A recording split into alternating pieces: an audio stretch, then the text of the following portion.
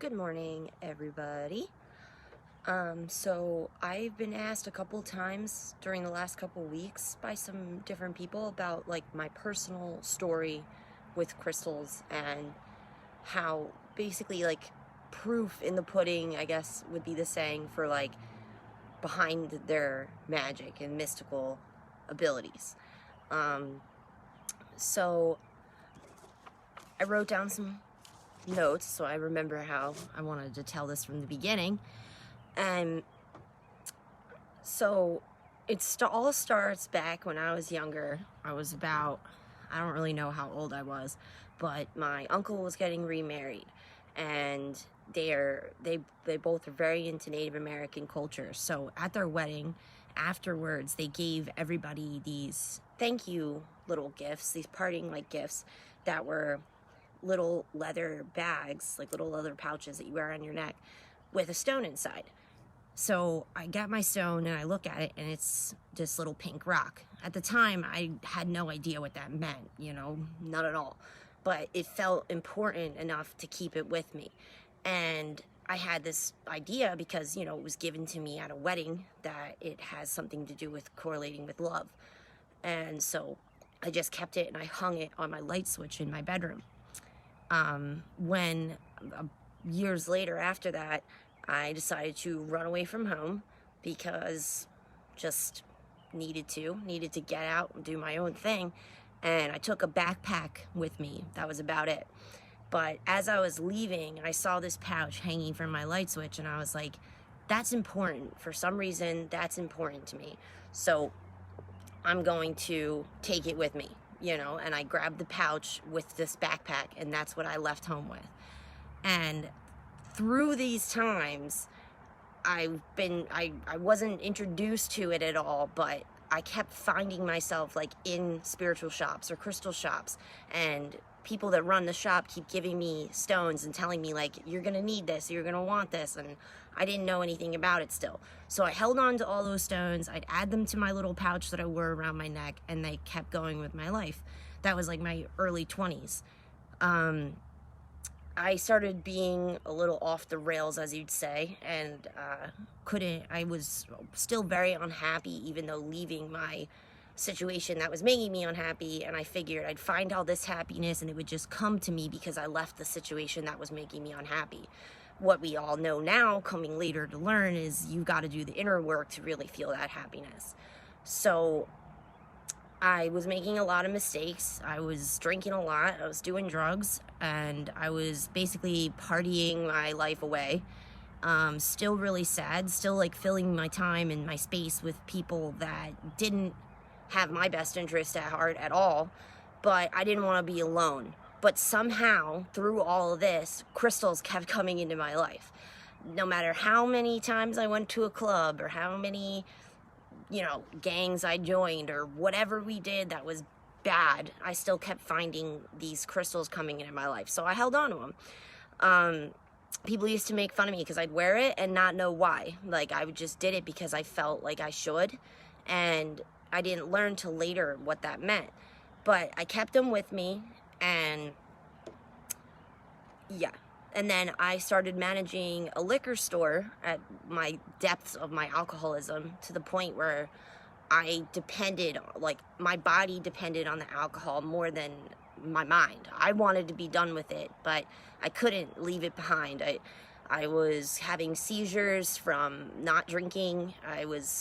Had to bring it to work. It was ruining my work statuses. Like, I kept getting caught drinking at work. I kept getting fired.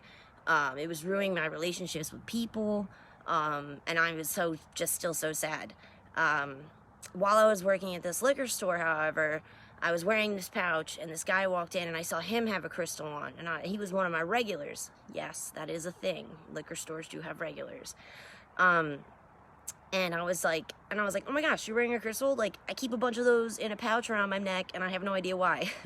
And he invited me back to his house one day. So I went in to his house, really nice guy, really nice family, and he took me into this room. Let me tell you, this was the best thing ever. He opened up the door to this room, and he had just on all the walls, just shelves upon shelves of giant minerals, crystals, like everywhere.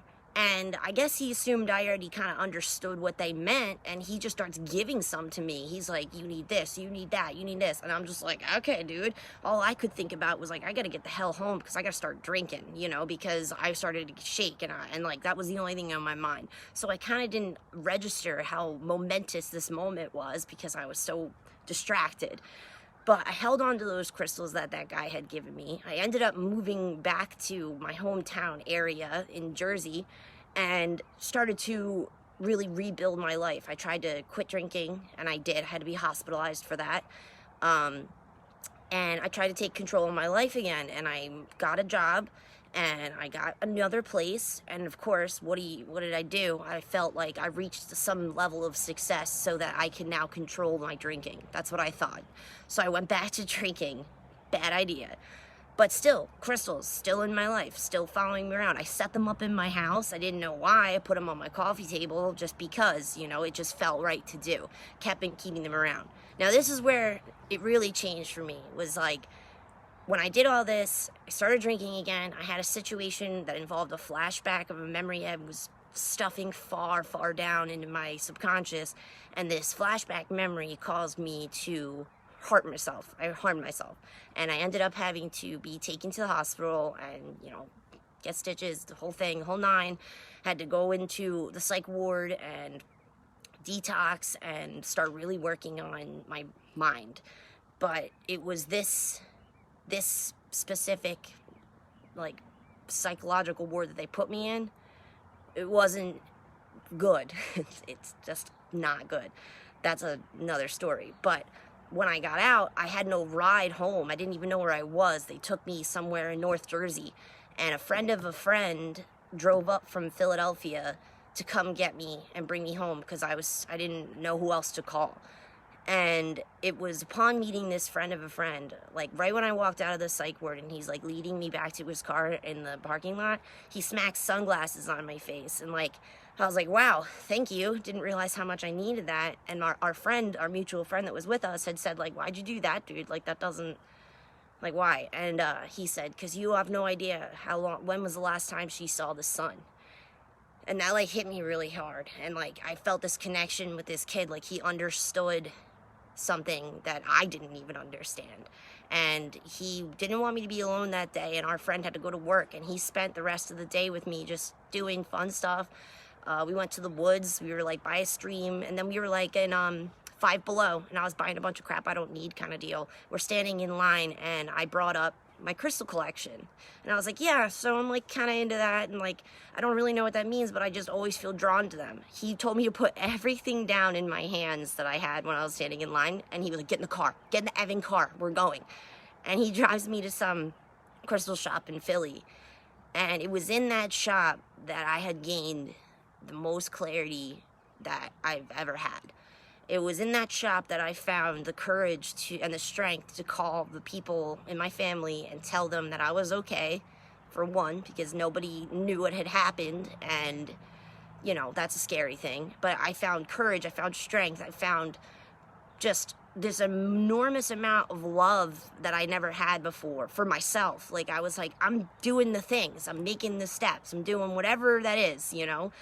And it was in the shop, and I had, like, my wrist bandaged because I had to get stitches, and this woman came up to me, this older lady, and she had such pain and sadness in her eyes, and she grabbed both my hands and she just stared at me, and she said, you need to learn to love yourself.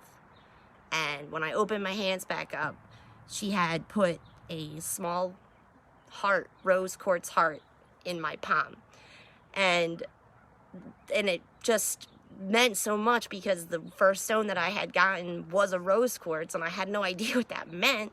And now I'm finding myself, 7-10 years later in this shop, and this woman puts a rose quartz again in my hand, you know, like as if to say, you're back on the right path with the original idea that you had, which was to find that self-love, get out of the situation you were in so that you could learn, and I did the wrong things the first time, and it was like she was telling me she recognized that, and it was like that second chance, you know what I mean?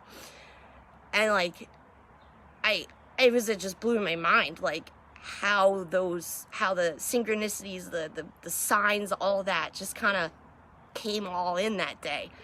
And I'll never forget that, you know, like this rose quartz started my journey with knowing that I needed to do better for myself. I needed to find that self-love. Then I got lost, and then that woman gave me the same stone again. So now at this point, I'm like, okay, this stuff means something, you know, like we're all like, this connection is nuts, you know. I'm thinking this lady's like super magical. I mean, we all are magical, but like, I was like, how does she even know me? Like, and we leave the store, and I go back to my life, and my friend who brought me to that shop, he gave me this book. And when I first started reading it, I would skip over anything that I didn't understand. Any spiritual word that I didn't know, I skipped over it. And I just went to the things that made sense to me, you know, like the emotional things, the psychological things that you learn when you're working with these stones. I didn't even know what that meant, work with a stone. I even asked somebody, I'm like, what the hell does that mean? But it's like, you're working with it, you're observing it, you're learning it, you're understanding it. And then all these properties in there on these emotional levels were resonating with me, because the emotional things I could understand. And then I was in an outpatient program at the same time of this. So I'm reading this book, and I'm reading these emotional and psychological benefits of these stones, and I'm realizing that they correlate exactly to the program that I'm in, but like without the spiritual words. But like the program I was in the Women's Trauma and Addiction Center was teaching me the same exact stuff that these stones are teaching me, but in the broader term, in the emotional, the feeling of it, you know, like this whole. And it was like I was seeing the correlation of like dialectical behavior skills, things like that, CBT therapy, all of that it's in this book, but it's in the spiritual sense. It's in this you're utilizing nature, utilizing these stones to resonate these thoughts within you that you already have. They're just bringing it out.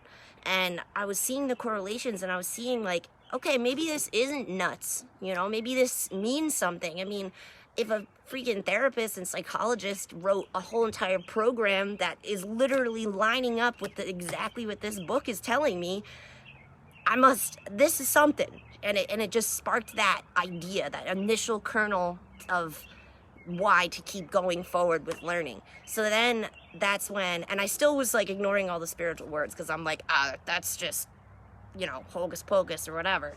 But just following that feeling, that emotional connection that I was having with it, and the teachings that I was learning with that program, and I just kept collecting them, you know, like my friend would keep bringing them over, and actually I brought out this is one of the first ones he gave me, and also the first stone I ever wrapped, and I made a little keychain out of it, and it's an agate, and he just walked into my house and put it in my hand, and he said, you need this. And I was like, okay. And then it was like later after he left, I looked it up, and agates are to balance that emotional and logical mind, to balance those two, and to feel grounded. And grounding was like exactly what I was learning in that program when he gave me this.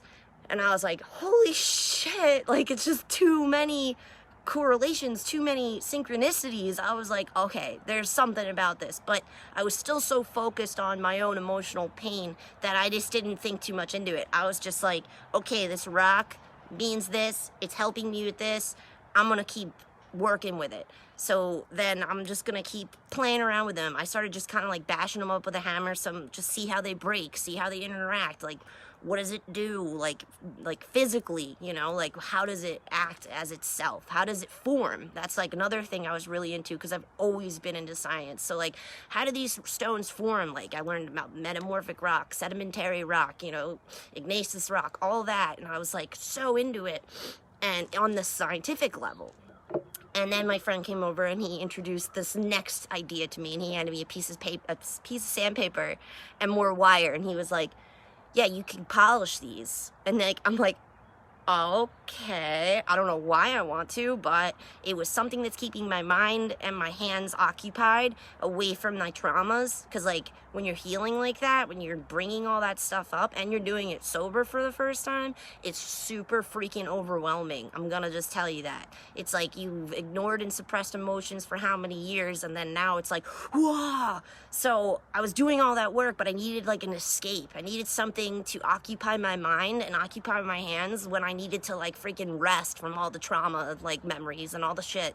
So I just kept with it, because every time I did it, it made me feel better. You know, it made me feel more empowered. And then I would pick stones based off of just my physical like sight attraction to them. Oh, I like this one. And then I'd get home and I'd look in this book and I'd be like, oh my God, this is exactly where I'm at now with my healing. Like, it was blowing my mind how it literally lines up every single time.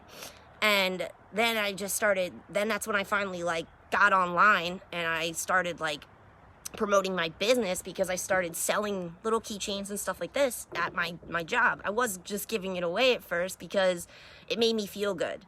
And that's what I needed at the time, was to feel good. And it was somebody within that job who had told me, why don't you sell these? And I'm like, I don't, what, a rock like around your neck? Like, that's just something, it just means something to me, because I didn't know that this whole world existed. So I was like, it just means something to me. Why would it mean something to somebody else? And that's when I started really like doing that, because I found more and more people coming to me about what I was learning in this book, what I was learning about with my intuition and just following those things. Every time I focused on something that was spiritually inclined or stone inclined, or then in turn my business that I created, anytime I did anything Terra Vibes related, things in my personal life went well. If I focused my intention or my focus, my energy on the job I was at the time, my personal life would crumble. My healing would be stunted. My trauma would be too hard to handle. Like, everything was all over the place. And then right when I started focusing on Terra Vibes again, all of a sudden, I would understand things, like things I didn't even know I knew, you know. Like, I asked somebody once, I was like, so what's up with this whole, like, I know things, but I don't know how I know them, but I just know that I know them. And she just laughed. She was like, you'll see. And I'm like, what? So whatever, I just kept going with it. And it wasn't, and even like the first year of my business, I'll tell you, I still didn't believe fully in the whole spiritual connection of it, because I like refused to learn it by the book. I didn't want to like read what anyone had to say about it. I was like, it doesn't make sense to me. I wanted to put a logical connection to all of it. So before I kind of dove into the spiritual connection of everything, I had to learn the logistics behind it.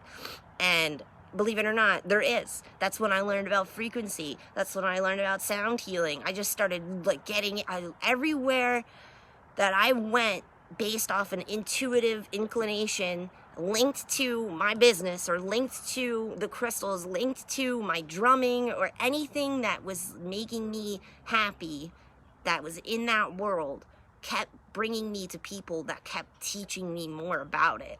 And none of it was planned. Like, I remember when I learned about frequency healing, it was because I met up with a woman because she was gonna do a drum bath.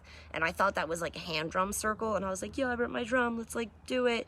And she was like, no, I meant like, we're doing a drum bath. It's like it's a sound, it's a healing thing. And I was like, okay, you're gonna beat a drum around me and I'm gonna like be healed from all my emotional trauma. And I didn't believe it at all. So she does the drum bath. She does it all around me, and she's like, you're not gonna feel anything at first. It's not until when you go home you're gonna all of a sudden you're just gonna purge all this like realization, all this like inner turmoil or whatever. And I was like, sure, just please bring me home. And I get home and I'm sitting outside and I'm waiting for a friend of mine to come by, because she was loaning me like $5 or something like that. And she came by, and then we went inside, and all of a sudden I started to realize the idea, the entire concept of not only crystals, but like healing in general.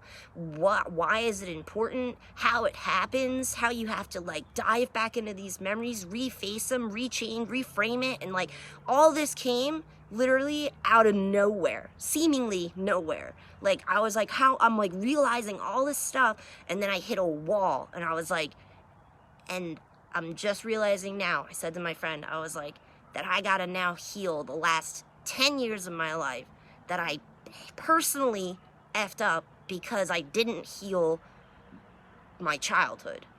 And I was realizing that, and I was like, and I started crying, and I was like, now I have to face that shit. I just went through that. Like, I just lived it. Like, I gotta go through that. And it was like an enormous realization that was also bringing me some sort of peace, but at the same time, I was freaking terrified. I was like, you gotta be joking me. I just got over other flashbacks. I just got over other anxiety crap, you know, and it like drove me into a deep depression. Like, I literally stayed in bed for 3 weeks during that time, and I just listened to frequency music and just like was blown away. I even like considered stopping doing my business because I had started it on this idea of like, the stones don't matter, it just helps you, like, you know, learn. You know, I didn't have any spiritual inclination like in it. I didn't have spirituality within my business, and I was just doing it because it made me feel good, and that's how I explained it to people, and that was enough at the time. But then knowing this and getting this realization and seeing how we are all connected to this universal consciousness and nature, and like how all of those things are what's been teaching me, it blew my mind. But to an extent where like I had to just like hibernate for like 3 weeks. I was like, I don't know how to process this. I just don't. Like, I was pushing it off for so long, believing it or listening to it at all. And then to have that notion, to all of a sudden have it crash all in on me like that, I was like, wow. So that's when I really started to then follow what the spirituality, follow what these teachings and these lessons are. And I mixed it with that program that I originally was in for women's trauma and addiction. And I linked the things I was learning there with the things I was learning from these stones. And I would like be examining a stone and I'd see a certain marking in it. And I'd look it up online. Why does this have that? And it was my first crystal that I had ever been drawn to. You know, like, people say that, but I'm like, I don't hear crystals. By the way, you can hear crystals. They are loud as shit. But either way, that's besides the point. So I looked at it and I looked it up online. I'm like, why does it have this crack looking through it? You know, and I'm like trying to learn it scientifically, you know. And so it told me the science behind it was that it had broken, but then it regrew. And I was like, oh my gosh. That's what I'm doing. That's what I'm doing right now. I broke and I'm rehealing. And like, this stone did it. Like, this stone that nobody thought had a life lived.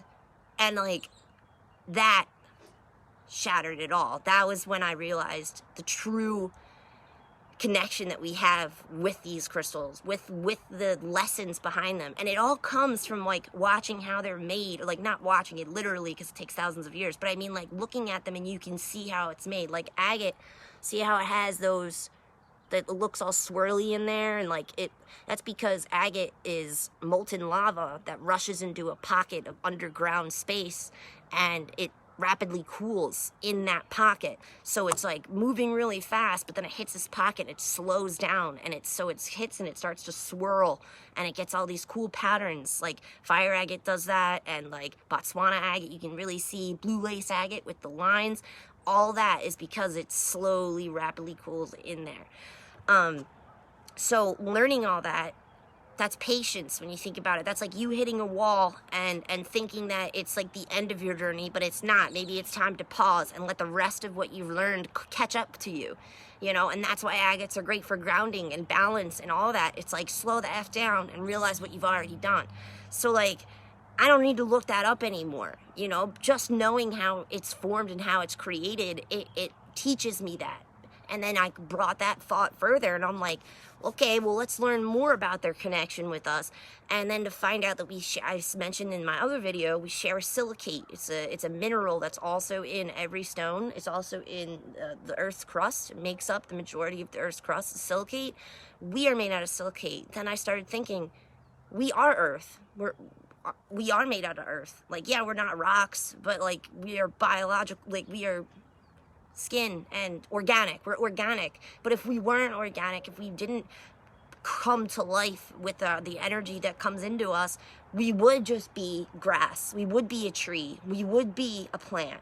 We would be a rock. We would. And that's why they say crystals have their own energy, their own soul within like a crystal point. Because think about it. If we weren't organic, we would turn into a crystal after we passed, you know, with the right conditions. And then with it, when you think about human condition, pressure, darkness creates beauty. Same with stones, you know, under pressure, under darkness, that's where we learn light. That's where we understand duality of light and what it means to be grateful, to be born from that darkness, you know, and that just shattered my mind again. And it brought me to this thought of like, so the energy of the universe is in everything, right? So and then it's whatever it goes into, whatever living object it goes into, it downloads what that organism can handle consciously. So that's why we can be self-aware, because we are more developed than, let's say, a squirrel. But at the same time, some of us can't download all of that information, all of that universal truth at once. It's impossible. It's like downloading a computer game onto like an old Windows, like, not gonna work. That's how a friend of mine described it. Downloading Doom on like an old Windows system, operational system. It's gonna be glitchy. It's not gonna fully come in. So it's through letting go what we think we are that we can then absorb what we truly are, the knowledge of that.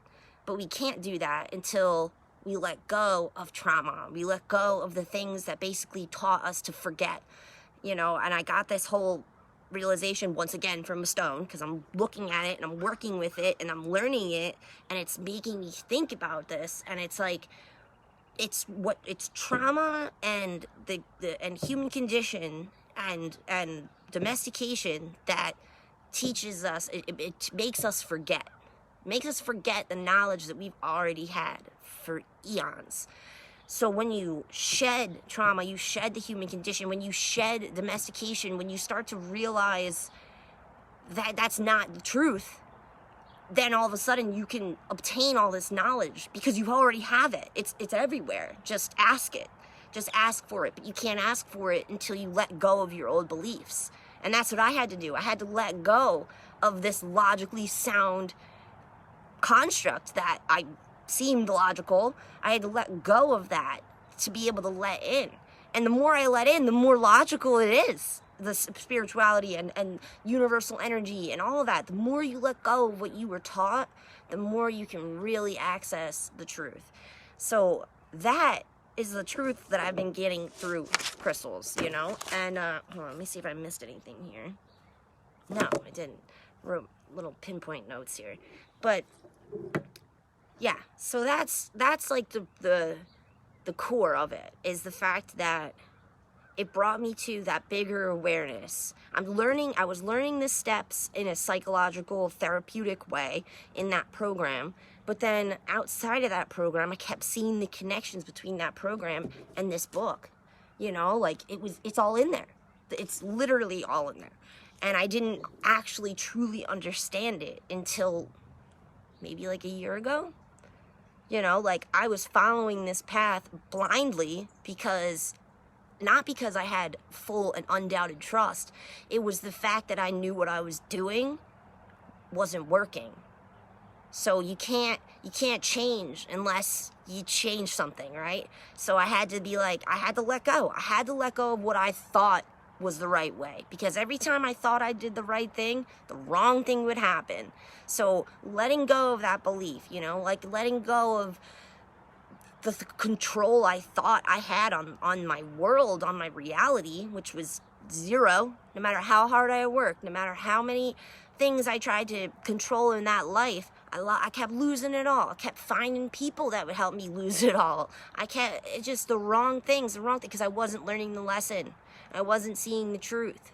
It wasn't until really last year that I like really started to just, all right, open the doors, and I was like, all right, show me the way, because I don't trust myself anymore.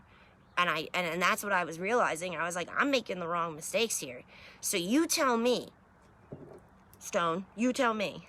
And that's basically how it started. And and now I trust my instincts like to a T. If I like see a leaf on the ground and it's like just so happenly a thought about something else pops in my head after I see that leaf, and then I see like a squirrel run by, I'm like, you know what this means? Like, because it all does. It all brings out this inner truth and this inner energy that we already have, this inner knowledge that we already have. And then these signs and these symbols in everyday life help us to remember that truth, that original truth. So the more I let go, the more I follow, the more I just believe that, like, the answers are within me. They are. It's crazy. Someone asked me the other day, like, how do you do a certain thing, or how do you know? Oh yeah, my crystal pairing. I can always pair somebody with a crystal. To this day, I still can't tell you where I gained that from. I mean, obviously the universe, but like, I mean, like, I just started doing it, and every single time I was like hitting the nail on the head with people. I'd be making people at my job like cry because I'm like, I don't know, I just feel like you need this stone, and like, I don't really know what it is. Let me like re-look it up for you. Look it up, and I tell them about it, and then I'm like, oh shit, I'm about to offend them. Like, that's some offending shit, that like, because it talks about what you need to personally heal, and I'm like, here, this stone told me that you need it. Like, how do you explain that? And it was hard for me to do that, especially when I started my business. People would come to me looking for certain stones, and I'd be like, here you go. But like, after this one particular customer had left my house and she asked for a certain stone, aquamarine was in my head. It was like, she needs aquamarine. And I'm like, who are you? Like, what voice is that? Like, what are you trying to tell me she needs aquamarine? Like, what does that even mean? And so I didn't tell her about it because I was doubting. I doubted that knowledge. I doubted that I already knew the answer, you know? And so she left, blah, blah, blah. I started like baking cookies or like making soap or something, and aquamarine kept yelling at me louder and louder and louder. So finally I texted her and I was like, listen, I know you bought lapis lazuli, but like, I don't know, I'm really feeling like you need some aquamarine. You know, it's screaming at me in my head, and I don't know what that is, but everyone keeps telling me to start trusting that intuition and let that be my guide. So I'm doing that right now. She literally, I sent her over the details, the properties. She literally texted me back. She was like, don't ever not tell me again, because you're right on the money. She was like mad with me. She was like, you had that intuition telling you, you had that message telling you that that's what I needed. And I walked out with another stone, and I was like, oh my God, I'm so sorry. So since that day, I have never doubted my connection to knowing what stone that person would need at that moment. And it's not because I study them. I don't study the person. I don't even study the stone at that moment. Sometimes I forget the properties and I'll have to go re-look it up before I tell the person. But like, all I do is I ask, all right, so-and-so needs this stone. And I picture them in my head. I say their name, and almost instantaneously every single time, boom, stone pops right up. Every time I've told somebody that that's the stone they needed, it ends up it's exactly the stone that they needed exactly in that time in their life. So that is really what guided me to start trusting more of my intuitive symbols and signs and like those voices and like the imagery in my head. Trust that imagery full-heartedly. Seriously, trust it. Because like, even though you may think it's random, it's not. None of the things that we think about are random. They all are for a reason. So when you get triggered per se to think of a certain thought because you're looking at an external tangible thing, don't discount that. That is your intuition. It's not going to be a legit voice being like, hey, like, it's not like that. Maybe it is for some people, but it isn't for me. It's the signs, because when you think about it, energy doesn't have a voice. It has sound for sure, frequency sound, but we can't hear all that all the time. So how else can the universal energy communicate with us? It communicates with us through things that we as human beings have put labels on, how things that we try to understand, you know, things that we can relate to, you know, like we can relate to how a tree grows, you know, we understand that because we live here, we know how trees grow. We can also relate how a tree grows to how we grow. You gotta have good, stable grounding and roots to be able to grow to be a tall tree. You know, everything in nature symbolizes how we should be as human beings. You know, what the true importance behind things really are. The true importance of what we should be learning and how we should be towards each other is all right in front of us. It's all right in front of us. We just got to learn to look at it and actually soak it in and trust by letting go of what people try to tell you what's important.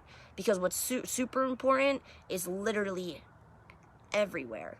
Everywhere. Just trust it. Just ask it. Just ask. Like, I see signs and synchronicities every single day, and it's like, some days better than others, and I can, like, literally connect ... and be like, hey, boom, here's this entire thought that I just had about your issue, like, with a friend of mine. I'm like, and I got that because someone was talking about a hot water heater, and then a leaf blew a certain way outside, but, like, it reminded me to tell you this. Yes, let that happen. Let that happen. Let these signs and symbols from us, because we are a part of nature. We are animals when you think about it. We just are self-aware. We have this higher level of consciousness. But that don't discredit your 3D world, basically. You know what I mean? Like, within here is the key to unlocking the rest.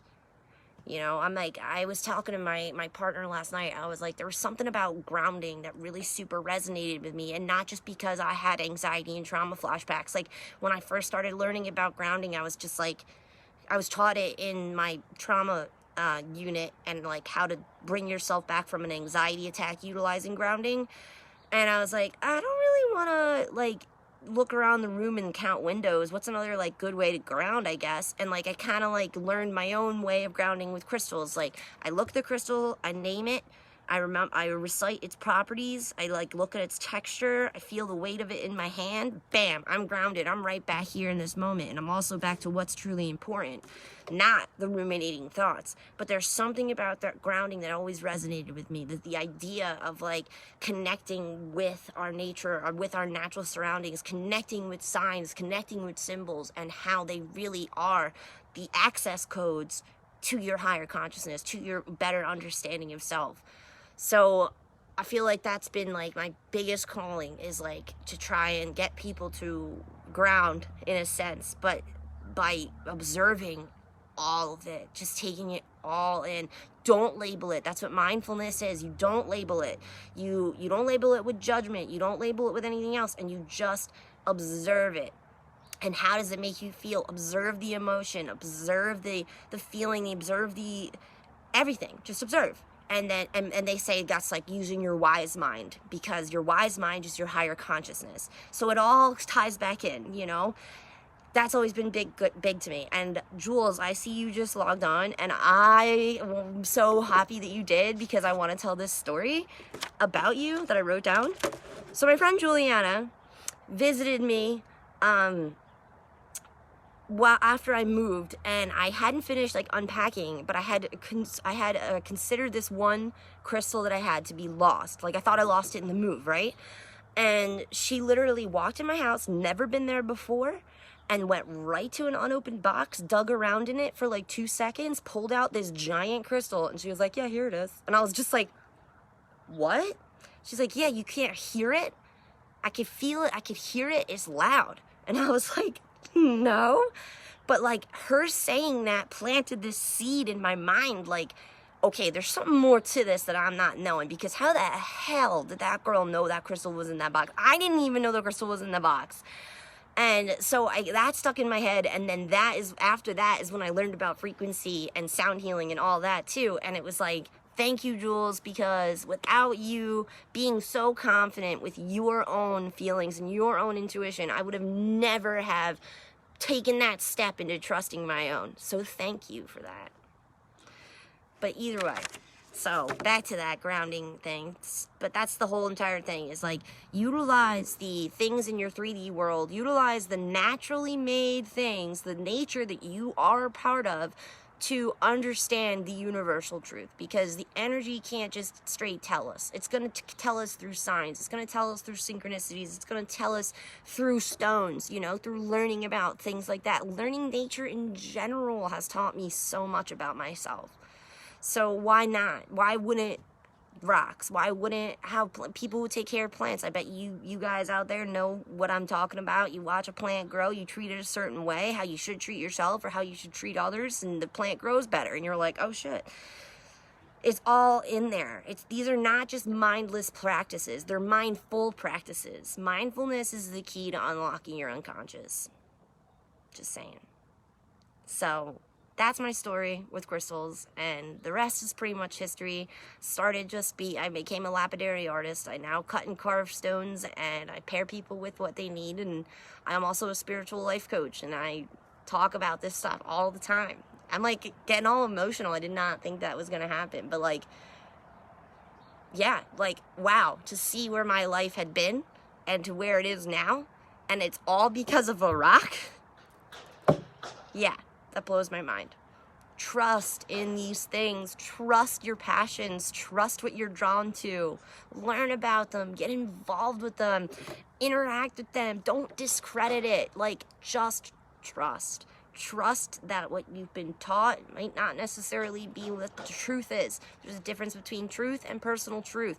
Domestication and self-domestication are big problems in our world right now. We gotta let go of that. Stay mindful, one mindfully. Stay within this mindful moment, and it'll teach you everything you need to know. The answers are already in there. Just trust. All right. Thanks, guys. That's my story. Love you all, like, a lot. Thank you, Joe and Jules, for logging on and watching it while I was live. I really appreciate it. I'm gonna save this to my YouTube channel and here, and I'm gonna start doing more of these because, like, geez, this is such big stuff. Like, big, but little. The little things are the big things. Trust that. Okay. Namaste.